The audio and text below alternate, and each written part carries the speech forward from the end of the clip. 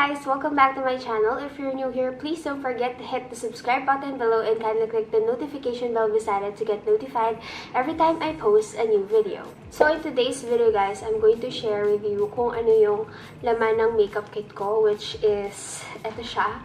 So sobrang tagal na nito, I think high school pa ako. Bigay pa to sa akin ng mama ni Clark.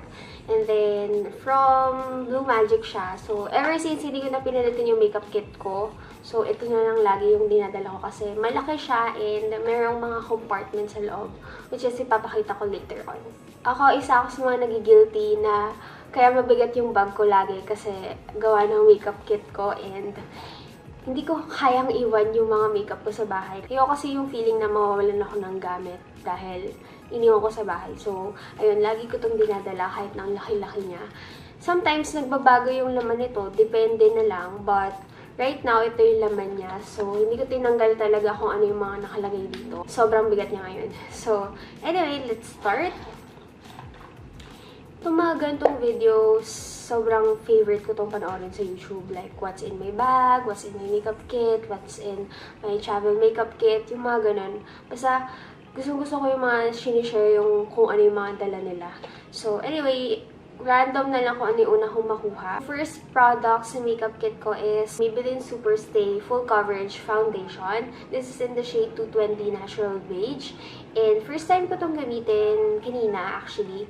Tinanggal ko na siya ngayon kasi medyo napawisan na ako dahil ang iya sa labas kanina. So, okay naman to. Ang ganda niya sa skin. Hindi siya yung like nakapatong lang sa skin. So, ayun, sobrang ganda. I'm not sure kung gusto niyo pa bang gawa ko ito na review kasi ang dami ng YouTubers na nag-review nito. And parang naisip ko, ipapaawaya ko na lang sa mga talagang batikan yung pagre-review ng mga products. So, I'm not sure kung magre-review pa ako ng mga makeup products in the future or talagang, or gagawa pa rin ako. I'm not sure. Pero ayun, ito, isa to sa dala ko kasi baka lang in case kailangan ko siya. Kasi maganda dito, may pump siya. Unlike yung Fit Me na foundation, wala siyang pump. So, ito, travel-friendly. Hindi ka matatakot na baka tumapon or anything. Kasi, ayun nga. I also have here my favorite liquid lipstick at the moment. The Maybelline Superstay Matte Ink. And ang favorite shade ko is 75 Fighter and 70 Amazonian. So, ayan siya. Hindi ko siya kaya iwan sa bahay kasi ito na talaga yung lagi kong ginagamit na lipstick. As in, sobrang tipid nito and sobrang long-lasting. I love it so much. Next, I also have here yung MAC lip gloss in the shade Spice. So, in case lang na gusto ko glossy lips. So, at least meron akong nagagamit na lip gloss. So, ito siya. Binili ko to sa Dubai. And I really love the shade. Sobrang comfortable itong lip gloss na to kasi hindi siya sticky or anything. Sobrang ganda. Then, I have my mirror. And then, my favorite blush, the Wet n Wild Color Icon in the shade Mellow Wine. Sobrang ganda nito sa morena skin. Ito yung shade niya. I know nakita niyo na to sa ibang YouTubers. And, nilalagay ko pa rin yung brush kasi kahit pa paano nagagamit ko siya kasi ayoko magdala ng brush sa makeup kit ko as in yung malaki. So, ayun, pinagsasagaan ko to pagka gusto ko mag-reapply ulit. At least, wala na akong dadalhing bulky na brush. Then, I also have here my L'Oreal Infallible Pro Matte Powder. Grabe, hit pan na siya talaga. As in, grabe. Sobrang gamit na gamit ko to. Ang ganda naman niya kasi talaga, pero wala kasi siyang coverage. Pang set lang talaga siya ng face. So, I'm not sure if i-repurchase ko to or itatry ko yung Fit Me na pressed powder. So, ayun. Dala ko pa rin to kahit ganito na siya kakonti. Then ito, eyelash curler from Features and Shades. Ang ganda nito. Ang ganda niya pang curl. So, ayun. Mura lang din to. I think 199, I'm not sure, basta ganun. Of course, dahil dala ko yung eyelash curler ko, syempre, may dala din akong mascara. So, ang mascara na dala ko ngayon is Heroin Make Long and Curl.